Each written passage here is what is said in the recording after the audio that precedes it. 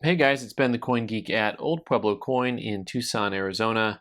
We've got ourselves a brick and mortar store which we like to have some fun at, and occasionally we send coins off to get graded and they come back and we like to share those with you. So we're going to do a little bit of a guess the grade with this group of coins. They were sent out to NGC on the standard service, which their retail value of that is 40 bucks, so it's pretty high. You have to have coins that are valued, well, let me say this. If you have coins that are valued at over $300, they have to go on this service, but they also have to be valued at less than $3,000. So that's kind of the spread on this. And you can guess the grade on this 1882 Carson City dollar. Tell me what you think, what you really think on this guy. And we sent this guy in because overall had a very nice look to it. And we thought it was a choice coin, and I think it came back kind of where we thought it would at an MS64 range.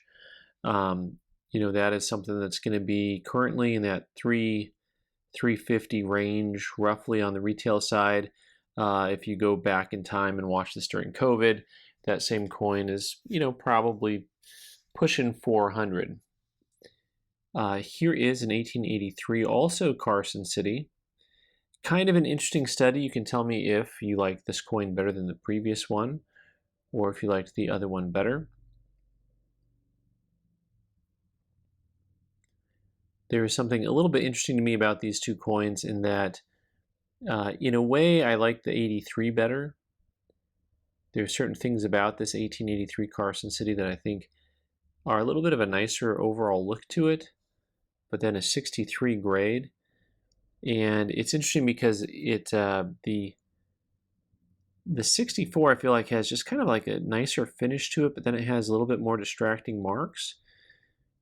But it's kind of hard to put my finger on, just like all the little chatter you got on the cheek.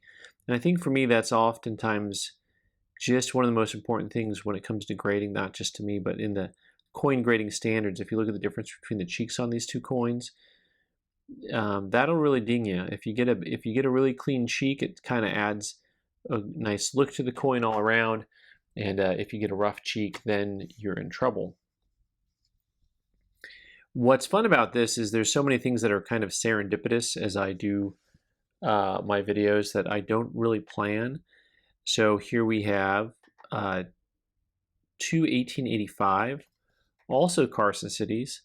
And for the record, that previous coin is probably about a $300 coin. These 1885s, a little bit better date for the Carson Cities. Those 82s, 3s, and 4s are the most common dates. And then after that, you get the 80, 81, 85, are kind of in the same ballpark. And we're looking at two more nice coins that are uncirculated. Most Carson City silver dollars are in uncirculated grades from the dates I mentioned before. Some of them are harder to find circulated than uncirculated. I gotta see if you guys have caught on yet to what all the serendipity is all about that I was talking about having with these coins here. And the serendipity is that in the order they were received, we have an MS64, 3, 2, and 1. So there you go. And you can start to see, sometimes, the close-up view doesn't give you the best view. As you start to turn the coin and look at these coins from a little bit of a farther distance than up close, you start to see a lot more chatter and a lot more chatter. This one has some especially heavy marks. Kind of a bottom of the bag guy, probably. Got a few extra bag marks to him. And so that's the order in which they were received, and that is the order in which they got graded, and they were just going down, down, down. And here we go to an 1891, also Carson City. So we got a lot of CCs. And now that you've seen a 63, 4, 3, 2, and 1, now what are you going to call this one? All right, put down your votes here. This is one of the main varieties on these 91 Carson Cities, is what's known as the Spitting Eagle variety. And you'll see that right below the mouth of the eagle, trying to find the spittoon, no spittoon. That's always a faux pas. You want to make sure that you actually have a spittoon. if you're going to be spitting in public. So 1891 Carson City, once again, the reverse of the coin, very, very nice looking. And something that you see a very clean reverse. And then the obverse has a lot of those contact marks that we saw on a couple of the two coins previously. So if you guessed 62, you were right on. And I think that's a pretty fair grade overall.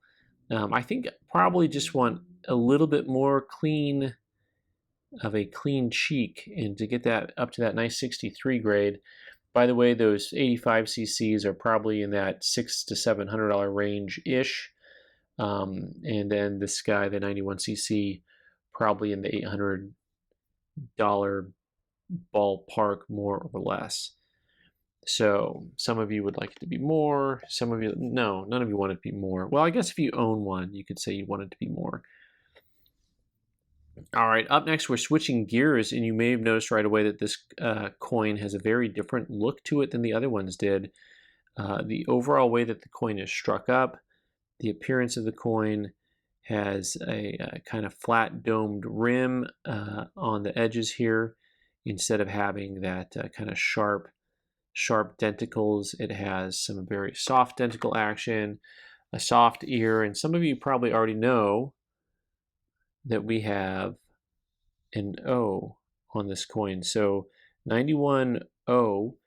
And one of the things that fascinates me about Morgan dollars in general, but most coins, is that from year to year and date to date, mint mark to mint mark, there's really certain attributes that you see, and the coins are all very different. Now this coin here, I thought was actually really quite lovely for a 91O. Not only do they come flat, but they also come with almost a little bit of a, how would I put it, a finish that I just don't find that appealing. There's some O mints and Philly mints that really have that problem, and I just thought this had a really nice luster to it for a 91O, but also not that many contact marks. A 63, probably for me a little bit harsh on this coin, considering the contact marks aren't that much, and there's just a really nice lustrous looking coin. But all in all, still a tougher date in nice grade, and that's probably a $500-ish type coin. So speaking of coins and what they look like, you all know what mint mark this is? Just take a look. I mean, what does this look like? What does this remind you of? So those of you who've been watching videos for a while, you should be able to kind of look at that and say, oh, yeah, that's a mint mark. And so I gave it away because unless Philadelphia, no, mint mark. So this is an 1889S. Speaking of giving things away, I showed that. Here's the grade that came back as a 62. San Francisco is another fascinating story with the mint marks because they have such a brilliant look to most all of the coins compared to the other mints. The dies just have a different look and feel, and they're super bright and lustrous. And also, you get those 79, 80, 81, 82, and they're like the world's most common high-grade Morgan dollars. And then after that, it just kind of goes off the rails. So you get your 83, 4, 5, 6, 7, 8, 9.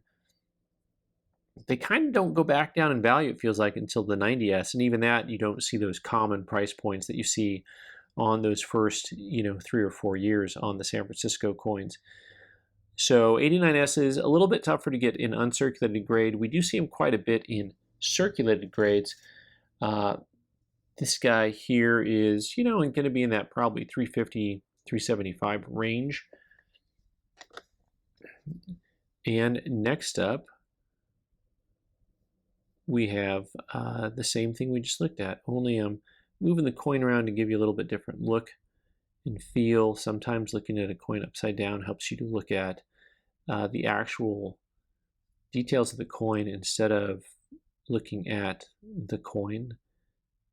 Did that make any sense? Probably not, but the point about it is that, if you get it turned around, sometimes you're looking at the surface quality or the strike, or you start to see things instead of just seeing quote unquote a coin. Maybe it's kind of a forest in the trees kind of conversation, although I never knew what that expression meant because I'm from the desert, so a little bit different. Although, if you've if you've ever tried to go through Cholla Field Forest, you just yeah, not a good day. So this one came back unk details cleaned, and kind of fascinating. I don't know that I would have called this one necessarily cleaned.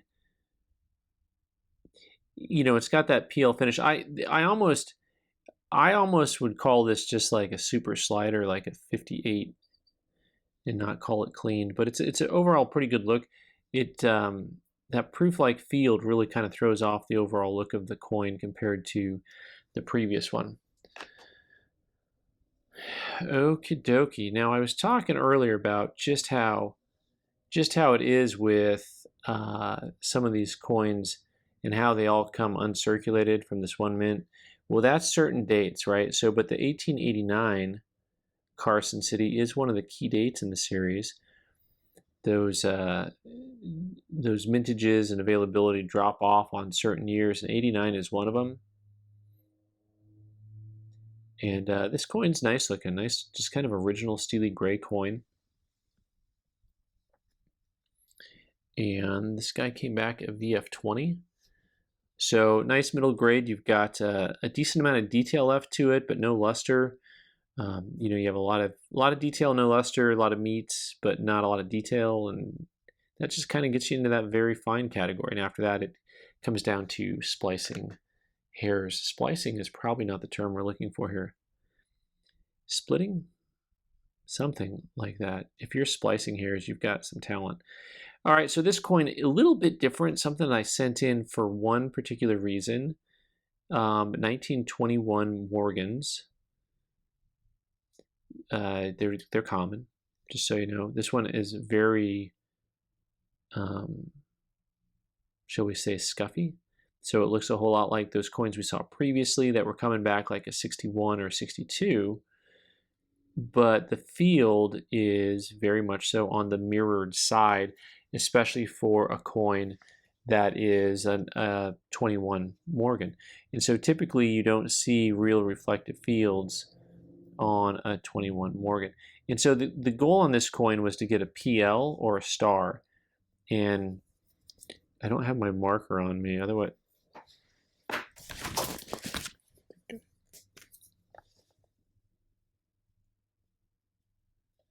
No problem. No star, no problem. I fix. That's not a very pretty star. Maybe it's a falling star. If I draw on it anymore, it's only going to get worse. So there you go. Hopefully that won't come off anytime soon. Wonder if eBay will accept it. All right, and earlier I was speaking about that 1891 O Morgan and just how kind of different it looks compared to some of the other mint marks. Here's another 91. So we've had a run of Carson Cities. We've had a run of 91s. We've had a run of dates. This is like just a great run-on kind of show today. And I really like this coin just because I like this stuff here. Not for everybody and not for every coin, but I just kind of like this mottled look sometimes where you've got the tone is just kind of only in the highlight. I wouldn't want it for every coin, but I just kind of like that coin to get a little bit of that weird cobalt to electric blue at certain angles. It has a nice sense of originality to it. 1891, another date that's relatively hard to get in higher grades. And this one is the Philadelphia Mint, so it has a very different look to it and attributes than the 91O or the 91CC would have.